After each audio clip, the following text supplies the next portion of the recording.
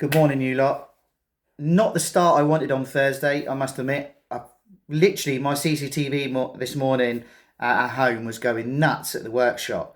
I went on the workshop CCTV and there was a JCB digging up the lane that is the access to my workshop. Alarm bells. Next minute, the phone rings, a local businessman. Ryan, there is a council contractor digging up the lane to put in double yellow lines. I think you need to know. Bosh. Have my coffee, go straight to the council offices in the village. Can't get hold of highways. On the phone, I go to the offices. They don't want to speak to me face to face. They're going to get back to me. So, the only thing I can do is block the contractor from doing any work in the lane. So I've parked my Luton van in the lane, right outside my workshop, which I'm totally entitled to do. It's access to my workshop, but it's also a protest to get them to speak to me, because we haven't been informed as a business by the council. I've had to speak to my local MP, Chris Evans, Labour. I've had to email his offices. I've had to speak to his receptionist. And this could have easily been sorted if we was informed as a business that they were going to do these double yellow lines. So I'm going to take you outside and I'm going to show you what they've done. Here we are. So we're outside the workshop.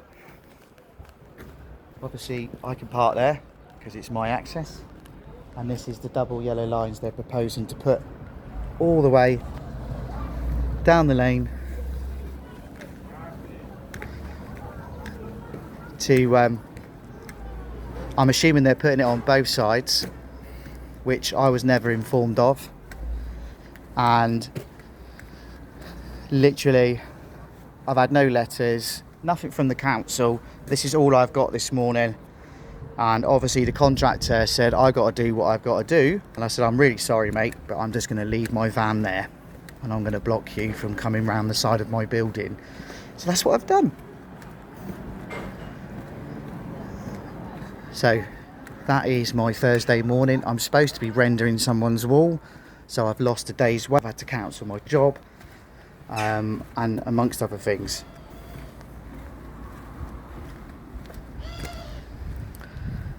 Look, he was about to dig this all up here, all the way down here, put double yellow lines outside my workshop, and I've no chance are you putting double yellow lines round my building on my workshop. So that's what I've done. I have got a separate issue here with this access is we've got no water. We haven't had water since the 16th of March because this occupied building is no longer occupied, but they used to own this one many moons ago.